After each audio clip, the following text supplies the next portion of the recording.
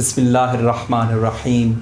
حمد بے حد اللہ تبارک و تعالیٰ کے لیے جس نے قرآن پاک نازل کیا، اور درود لامحدود اس ذات پاک کے لیے جس کے قلب اطہر پر قرآن پاک نازل ہوا۔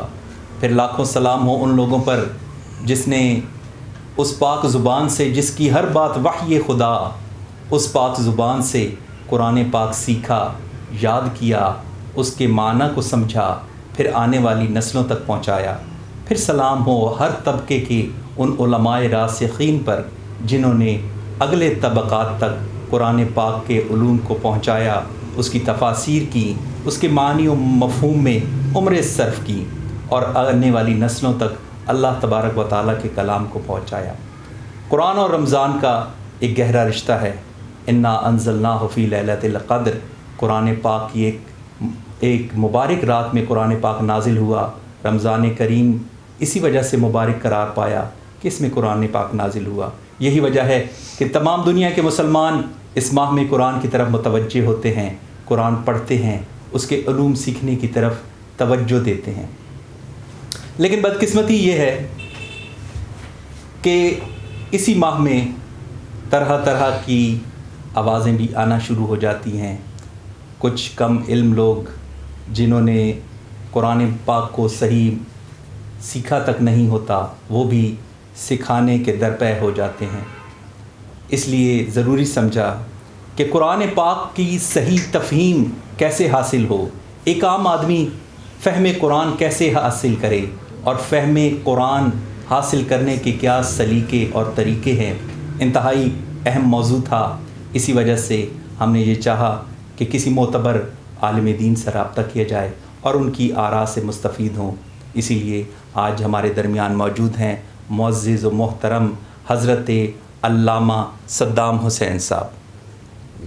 حضرت کو ہم نے اس حساس موضوع کی حساسیت کی وجہ سے حضرت کو دعوت سخن دی ہے کہ آپ ہماری رہنمائی فرمائیں اور ہمارے ناظرین کی بھی رہنمائی فرمائیں۔ کچھ سوالات ہم نے تنظیم بلبل باغ رضا نے ترتیب دیے، اور اسی کے تحت ہم حضرت کی افکار اور اہل سنت والجماعت کے عقائد و نظریات جاننے کی کوشش کریں گے۔ السلام علیکم ورحمۃ اللہ۔ وعلیکم کیسے مزاج ہیں آپ کے؟ حضرت آپ جانتے ہیں کہ جیسے ہی رمضان کا مہینہ شروع ہوتا ہے تو قرآن پاک کے دروس شروع ہو جاتے ہیں، تو ہر طرح کے لوگ اس میدان میں آ جاتے ہیں۔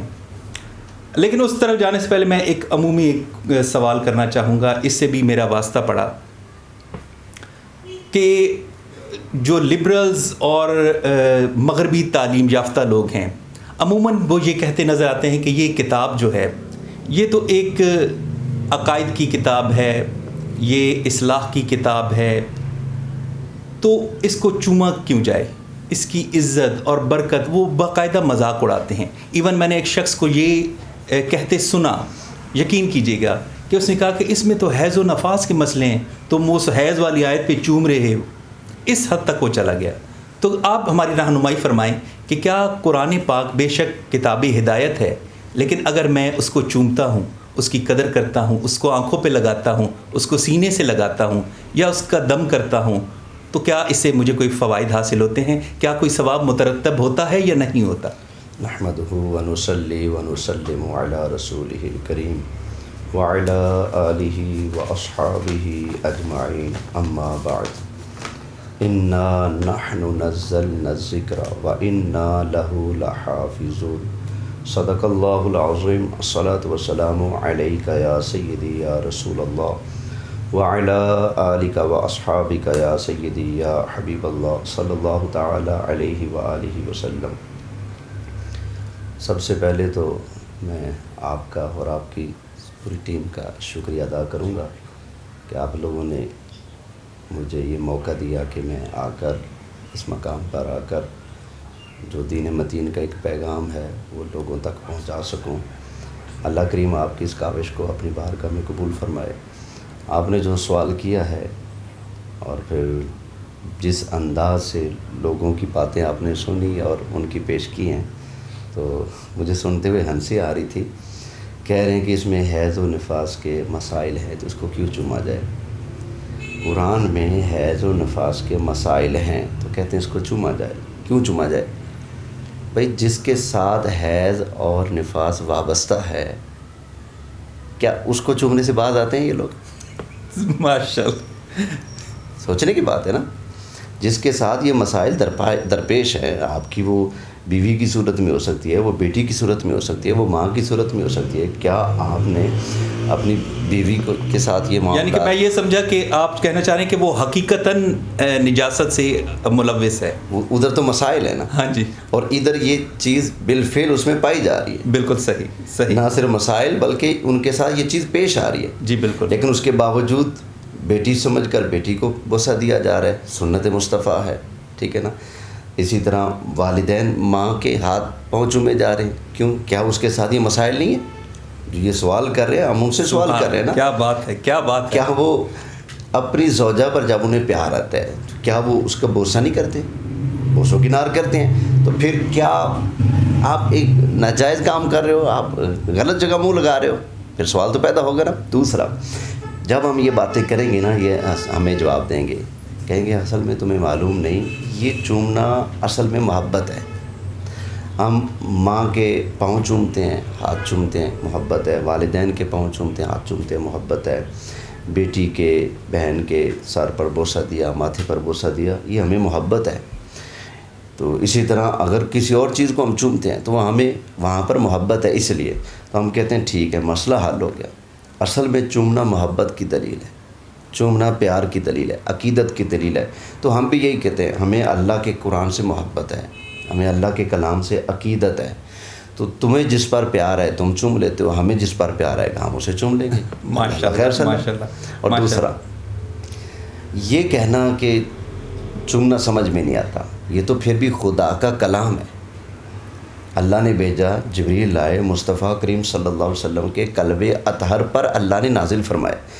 ہم نے تو دیکھا کہ ایک پتھر ہے، کعبۃ اللہ شریف میں نصب ہے، اس کو چوما جا رہا ہے. سبحان اللہ. کیا وہ کلام اللہ ہے؟ بے شک نہیں. یہ تو پتھر ہے، وہ پتھر ہے، وہ اللہ کی مخلوق ہے اور یہ اللہ کا کلام، اللہ کی صفت ہے، اللہ کا کلام ہے. جب اللہ کی مخلوق کو چوما جا سکتا ہے پیار کی وجہ سے اور اس کے چومنے پر ثواب مل رہا ہے، تو پھر یہ تو کلام ربی، اس کو چومنے پر ثواب کیوں نہ ملے گا؟ دوسرا، حضرت عمر رضی اللہ تعالی عنہ، آپ کے بارے میں روایتوں میں آتا ہے آپ کلام اللہ کو اٹھاتے اور اٹھا کر اپنے سینے سے لگاتے اور اس کا بوسہ دیتے اور فرماتے عہد ربی، یہ میرے رب کا عہد ہے. سبحان اللہ. منشور ربی، یہ میرے رب کا منشور ہے. اللہ پھر یہ کہہ کر آپ اس کو چوما کرتے تھے. سبحان اللہ. سبحان اللہ. حضرت عمر رضی اللہ تعالی عنہ نے جو کلام مجید کو چوما، کیا یہ گناہ کا کام کیا یا جائز کام کیا؟ اور پھر ہمارے لیے کیا حکم ہے؟ نبی کریم علیہ السلام فرماتے ہیں علیکم بسنتی و سنت الخلفاء الراشدین، تم پر لازم ہے میری سنت کو پکڑنا اور میرے خلفاء کی سنت کو پکڑنا. تو نتیجہ یہ نکلا کہ کلام مجید کو چومنا یہ حضرت عمر کی سنت ہے. بے شک. اچھا، اسی کا دوسرا حصہ بھی ہے. ایک تو یہ تھا کہ جو تھوڑے لبرل اور مغربی تعلیم یافتہ ہیں انہوں نے ایک الگ سوچ سے سوال کیا، لیکن جو ہمارے اپنے انٹیلیکچوئلز اور ڈاکٹرز اور پروفیسرز ٹائپ لوگ ہیں وہ یہ کہتے ہیں کہ محض تلاوت سے اس کا کوئی کیا ثواب ہے. اور میں تو یہ سمجھتا ہوں کہ شاید وہ احادیث سے ناشنا ہے، اس وجہ سے یہ بات کرتے ہیں، کیونکہ احادیث میں جب وارد ہو گیا کہ ہر حرف پر ثواب ہے تو ہمیں یہ مان لینا چاہیے کہ تلاوت اگر ایک شخص اس کو وہ فہم و تدبر نہیں بھی حاصل تو وہ محض تلاوت سے بھی ثواب تو پاتا ہی ہے. اور اللہ کے خزانوں میں کیا کمی ہے؟ اس بارے میں کیا رہنمائی فرمائیں؟ دیکھیں نا، میں ابتداء یہ بات کروں گا، الفاظ جو ہوتے ہیں نا، الفاظ ان میں تاثیر ہوتی ہے. وہ منفی الفاظ ہوں گے تو تاثیر بھی منفی ہوگی، الفاظ اگر اچھے ہیں تو تاثیر بھی اچھی ہوگی. مثلاً جو یہ کہتے ہیں کہ الفاظ میں کوئی اثر ہی نہیں، لفظوں میں کوئی تاثیر ہی نہیں، ان سے نہ کوئی چیز یعنی کہ نہ فائدہ ہوتا ہے نہ نقصان ہوتا ہے، انہی حضرت کے لیے اگر ہم کوئی غصے میں کوئی لفظ بول دیں، گالی دے دیں، جیسے مثلا کوئی بھی ایسا ویسا لفظ بول دیں، گالی دے دیں سیدھی سی، تو کیا اس کی طبیعت پر ان الفاظ کا اثر ہوگا یا نہیں ہوگا؟ بے شک بالکل ہوگا. جب گالی کے اندر کوئی نہ کوئی تاثیر ہے تو جو کلام ربی ہے اس کے اندر تاثیر کیسے نہیں ہوگی؟ بے شک بے شک. اور ہم تو نبی کریم علیہ السلام کی زبان پر ایمان رکھتے ہیں.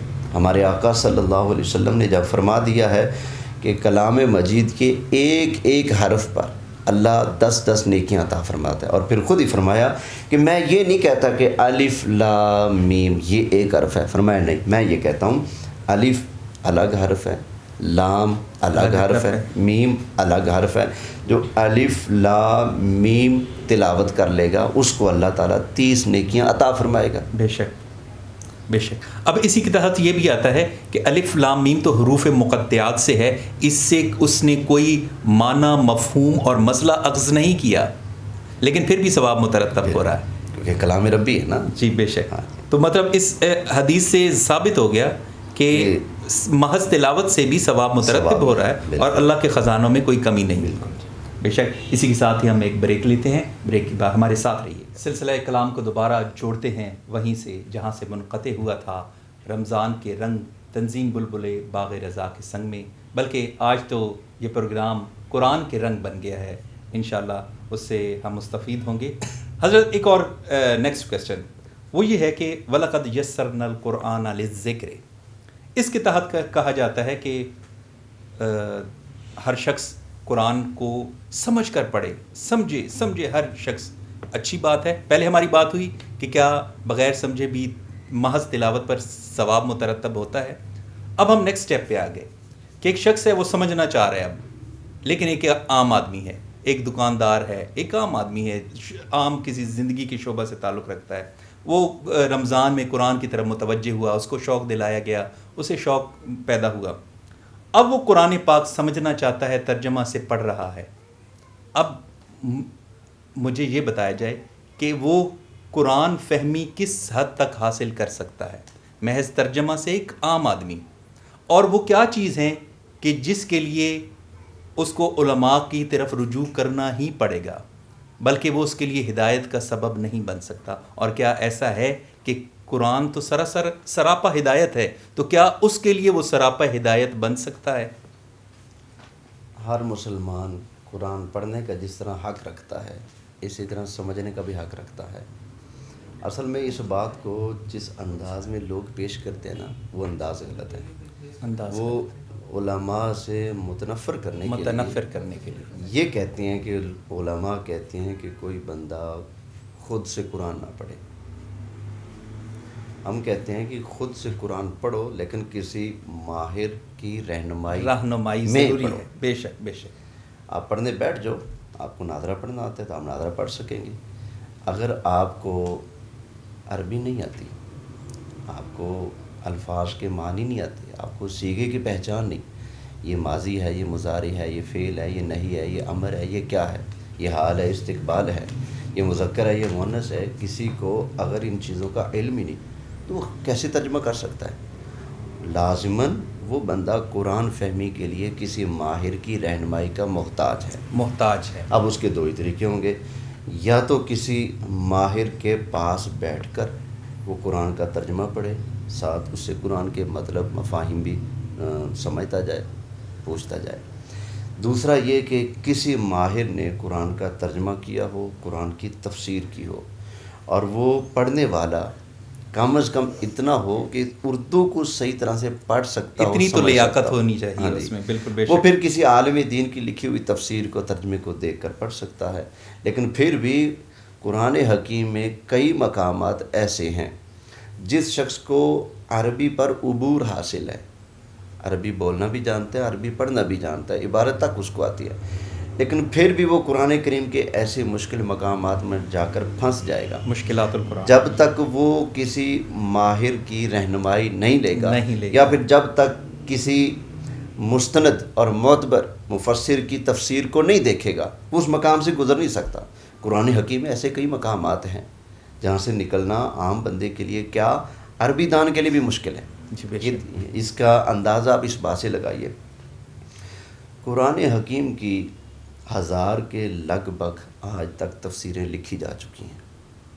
اگر اس کو سمجھنا بالکل ہر بندے کے لیے ایسے ہوتا کہ جیسے 2 ضرب پڑھا اور آ گیا، ہاں جی 2 + 2 = 4، 2 ضرب 2 اگر یہ اتنا آسان ہوتا کہ پڑھنے سے ہی محض آ جائے تو پھر یہ اتنی تفسیریں لکھنے کا مطلب کیا ہے؟ بالکل بے شک. اور پھر جو دوسرے جو لوگ پٹیاں پڑھاتے ہیں کہ علماء غلط کہتے ہیں بھئی عام بندہ ڈائریکٹ قرآن پڑھنے پڑ جائے گا تو اندیشہ ہے کہیں بہک نہ جائے، بھلا قرآن پڑھ کے بھی بندہ بہکتا ہے.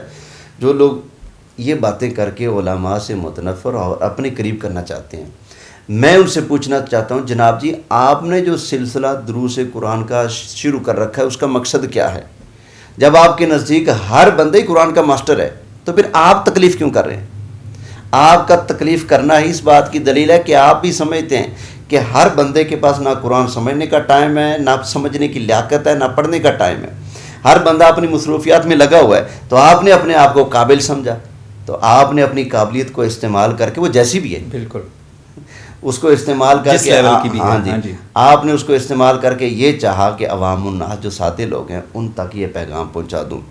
جب وہ پڑھیں گے تو وہ بھی تو آپ کی رہنمائی میں پڑھ رہے ہیں نا. جب آپ کا لیکچر سنیں گے یا آپ کا لکھا ہوا کوئی بھی مضمون تفسیر کے حوالے سے پڑھیں گے تو وہ گویا آپ سے سیکھ رہے ہیں، آپ سے سن کر وہ قرآن سمجھ رہے ہیں. تو جب آپ سے سن کر سیکھ کر قرآن کی تعلیم لینا جائز ہے تو کسی عالم ربانی سے بالکل جو امت کے کروڑوں افراد کا امام بھی ہو، ایسے عالم ربانی سے جو قرآن و حدیث کا اور جنہوں نے زندگیاں صرف کی ہیں تو ان کی رہنمائی میں قرآن سمجھنا ہی تو زیادہ ضروری ہے. اگر میں اس کے دو حصے کروں تو کیا آپ اس کی تائید فرمائیں گے؟ میں ایک جملہ کہتا ہوں کہ قرآن پاک کے اگر دو حصے کیے جائیں کہ ایک شخص جو ہے وہ جس میں جنت کا شوق دلایا گیا ہے، وعیدیں ہیں اور وعدے ہیں اللہ تبارک و تعالیٰ کے، اللہ تبارک و تعالیٰ کی شان بیان کی گئی ہے، جنت اور اس کے نظارے بیان کیے گئے ہیں. اسی طرح دوزخ سے ڈرایا گیا ہے، اس کے مقامات ہیں، مطلب تذکیر ہے. وہ تو ہر شخص سمجھ بھی جاتا ہے، اس کے دل پر اثر بھی ہوتا ہے. لیکن کئی مقامات ہیں جن کا تعلق فقاہت سے ہے، مسائل کے عکس کرنے سے ہے، وہ نہیں کر پائے گا. اس کے لیے علماء کی طرف رجوع کرنا ہی پڑے گا. کیا آپ اس بات کی تائید؟ میں اسی طرف آنے لگا تھا نا. قرآن حکیم کے جو مضامین ہیں نا ان کے مختلف حصے ہیں. ایک ہیں جس میں قصص ہے، ٹھیک ہے نا، پچھلے نبیوں کے قصے ہیں، پچھلی قوموں کے واقعات ہیں، یا پھر بالکل عام فہم سمجھنے کی باتیں ہیں. نماز پڑھو، روزے رکھو، حج کرو، برائی سے بچو، شراب سے بچو، زنا سے بچو، چوری نہ کرو، چوری کرے تو اس کے حال اخلاقیات، بالکل اخلاقیات ہو گئے یا معاشرتی معاملات، تعمیر کردار کے حوالہ سے، یا پھر قصص ہو گئے. یہ چیزیں تو بالکل آسان ہیں، ان کو ہر بندہ تقریباً ترجمہ اگر پڑھنا آتا ہے نا تو سمجھ لے گا. لیکن جو قرآن کریم کی دوسری تقسیم ہے، دوسری آیات ہیں، کچھ ہیں محکمات، کچھ ہیں متشابہات. اب یہ محکمات اور متشابہات کی جو تقسیم ہے ہماری تو ہے نہیں، یہ تو رب نے تقسیم کی ہے نا. بالکل بے شک. قرآن حکیم میں آیات محکمات ہن ام الکتاب و اخر متشابہات. کچھ آیات محکمات ہیں اور وہ کتاب کی اصل ہیں، اور کچھ ہیں جو متشابہات ہیں. اب جس بندے کو متشابہات کا علم نہیں، اس نے تو الرحمن علی العرش استویٰ پڑھ کر یہی کہنا نا، میں تمہیں چل کر دکھاتا ہوں رب کیسے چلتا ہے، میں تمہیں چڑھ کر دکھاتا ہوں رب کیسے عرش کے اوپر چڑھتا ہے. اس نے تو گمراہی کی باتیں کرنی ہے نا. تو کچھ اسی طرح ناسخ اور منسوخ بھی کچھ آیات ہیں جو ناسخ ہو چکی ہیں، منسوخ ہو چکی ہیں، ان کی بدلے میں ناسخ جو ہیں وہ نازل ہو چکی ہیں. تو جس بندے کو ناسخ اور منسوخ کا علم نہیں، اسی طرح قرآن کے احکام میں جو تقدیم اور تاخیر ہے اس کا علم نہیں، یہ حکم پہلے کا، یہ بعد کا ہے، یہ منسوخ ہو چکا ہے، یہ اس کا ناسخ آ چکا ہے. جس شخص کو یہ علم نہیں، وہ جب قرآن پڑھے گا کسی ماہر کی رہنمائی کے بغیر تو نتیجہ کیا نکلے گا؟ نتیجہ یہ نکلے گا جیسے ایک شخص قرآن پڑھ رہا تھا، اس نے تلاوت کیا یا ایھا الذین آمنوا لا تقربوا الصلاۃ وانتم سکارى. اوپر سے ایک بندہ آ گیا، اس نے شراب پینا شروع کر دی. کسی نے کہا شراب کیوں پیتے ہو؟ اس نے کہا جی ابھی میں نے حافظ صاحب سے قرآن سنا ہے. عربی آتی ہے اس کو، ترجمہ بھی آتا ہے، لیکن ناسخ منسوخ کا علم نہیں، غلطی لگی. اس نے آ کر شراب پینا شروع کر دی. لوگوں نے کہا شراب حرام ہے، اس نے کہا کہاں حرام ہے؟ قرآن کہتا ہے شراب پی کر نماز کے قریب مت آؤ. تو حالت نماز میں یا نماز کے وقت میں منع ہے، آگے پیچھے پی سکتے ہو. تو غلطی لگی نا. کیوں لگی؟ اس لیے کہ اس کو ناسخ اور منسوخ کا علم نہیں ہے. اسی طرح ایک شخص تھا، ایک اور بات کی باتیں عوام کے لیول کی ہوتی ہیں اس لیے عرض کر رہا ہوں. ایک شخص تھا وہ جلد بندی کرتا تھا. صحیح. تو اس کی عادت تھی جو بھی کتاب اس کے پاس ہے جلد بندی کے لیے اس کو پڑھتا، اس کی غلطیاں نکالتا. تو اس کو کسی نے قرآن حکیم دیا، بھائی اس کو جلد کر دینا. اس نے کہا ٹھیک ہے میں جلد کر دوں گا. اس نے کہا غلطیاں نہیں نکالیں. اس نے کہا توبہ توبہ کلام اللہ اور میں غلطیاں نکالوں، بے فکر رہیں. ہفتے والے دن آ جانا. وہ بندہ قرآن حکیم لینے کے لیے گیا اس کے پاس، جلد ساز کے پاس. جی قرآن حکیم جلد کر دیا؟ اس نے کہا جی بالکل کر دیا. اس کا دے دیں. اس نے کہا میں نے پڑھا تھا قرآن پاک کو، بس دل تو نہیں کرتا تھا اصلاح کرنے کا، لیکن چند موٹی موٹی غلطیاں ایسی میں تو گھبرا گیا. اس نے کہا کیا ہوا؟ قرآن میں غلطیاں؟ اس نے کہا دیکھو نا قرآن پاک یہ خدا کا کلام ہے، اس کے اندر کافروں کے نام، ایک جگہ فرعون کا نام لکھا ہوا تھا، ابو لہب، ایک ایک جگہ ابو لہب کا نام لکھا ہوا تھا، ایک جگہ شیطان کا نام لکھا ہوا تھا، اور ایک جگہ تو حضرت موسیٰ علیہ السلام کے ساتھ لکھا ہوا تھا خر موسیٰ. خر کہتے ہیں گدھے کو، تو گدھا تو حضرت عیسیٰ علیہ السلام کا تھا، موسیٰ علیہ السلام کا تو نہیں تھا نا. تو میں نے خر موسیٰ کی جگہ خر عیسیٰ کر دیا، حالانکہ وہ خر فارسی والا سمجھ رہا تھا اور وہ خر عربی کے اندر. تو عربی میں تو خر کا معنی اور ہے، فارسی میں اور ہے، تو غلطی لگ گئی. تو اس نے کہا جی جہاں شیطان کا نام تھا وہاں میں نے تیرے دادے کا نام لکھ دیا ہے، جہاں فرعون کا نام تھا وہاں تیرے والد کا نام لکھ دیا ہے، اور جہاں پر ابو لہب کا نام تھا وہاں تیرا نام لکھ دیا. تو غلطی لگ گئی نا، اس لیے کہ وہ قرآن کا ماہر نہیں تھا، نہ ہی کسی ماہر کی رہنمائی میں وہ قرآن پڑھ رہا تھا. تو لہذا عوام الناس کے لیے یہی ہے کہ اگر وہ قرآن سیکھنے کا شوق رکھتے ہیں تو ان کے شوق کو لاکھوں سلام، لیکن یہ شوق پورا کرنے کے لیے کسی ایسے صحیح العقیدہ سنی عالم دین کا انتخاب کریں جس پر انہیں پورا یقین ہو کہ یہ قرآن حکیم کو خوب اچھی طرح سے پڑھتا بھی ہے، سمجھتا بھی ہے اور سمجھانا بھی جانتا ہے. تو کیسی ایسی شخصیت کا انتخاب کر کے اس کے پاس بیٹھ کر قرآن حکیم پڑھیں. بالکل جیسے دوسرے دنیاوی علوم ہیں یا جن میں لوگ مہارت حاصل کرتے ہیں تو ہم انہی کی طرف اس کو سیکھنے کے لیے رجوع کرتے ہیں. بالکل اسی طرح قرآن کریم بھی انہی سے سیکھا جائے گا جو اس میں مہارت تامہ حاصل کر چکے ہوئے ہیں. دیکھیں نا، ایک تو رونا یہ کہ ان کو عربی نہیں آتی، نادرہ بھی صحیح نہیں آتا، جن کو کہا جا رہا ہے ڈائریکٹ سمجھو. نادرہ صحیح پڑھنا نہیں آتا، عربی کی الف سے بے نہیں آتی.